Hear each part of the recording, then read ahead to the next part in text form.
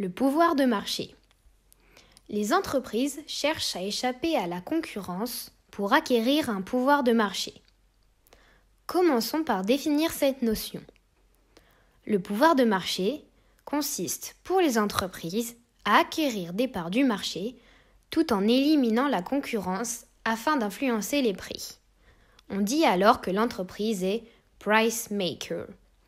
Mais alors, comment les entreprises renforcent-elles leur pouvoir de marché ? Il en existe 4 sources. Tout d'abord, l'entente sur les prix. Les entreprises vont se mettre d'accord sur des prix plutôt élevés afin de maximiser leurs profits. C'est le cas par exemple pour les marchés de lessive, avec Unilever, Procter & Gamble, ainsi que d'autres entreprises qui s'étaient mises d'accord pour augmenter les prix.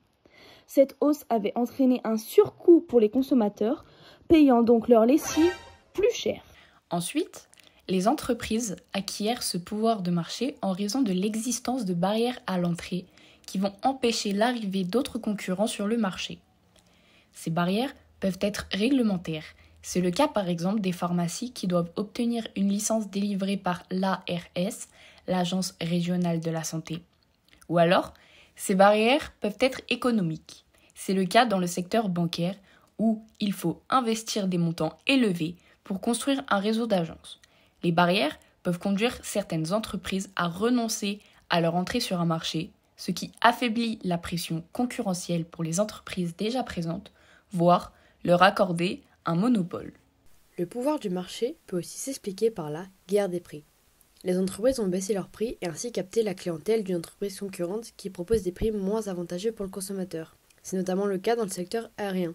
Depuis l'arrivée des compagnies low cost sur le marché, c'est-à-dire à très bas prix, comme EasyJet ou Ryanair, le nombre de passagers transportés n'a fait alors qu'augmenter au fil des années. Attention, la guerre des prix n'est bénéfique que pour certaines entreprises. En revanche, les consommateurs y retrouvent leur compte car les prix proposés sont bas.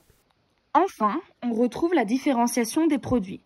Les entreprises vont alors se différencier par l'innovation ou encore par le service après-vente qui peut être associé à un produit dans le but d'avoir le monopole pendant un certain temps. Par exemple, lorsqu'Apple a sorti le premier smartphone tactile, l'entreprise avait le monopole car c'était la première entreprise à le créer et tous les consommateurs voulaient acheter ce produit de dernier cri. La différenciation des produits permet ainsi à une entreprise d'obtenir un monopole temporaire et donc d'accroître son pouvoir de marché. Résumons, il y a donc 4 sources de pouvoir de marché. L'entente sur les prix, les barrières de régulation, la guerre des prix et enfin la différenciation des produits. Vous savez maintenant tout sur comment une entreprise peut augmenter son pouvoir de marché.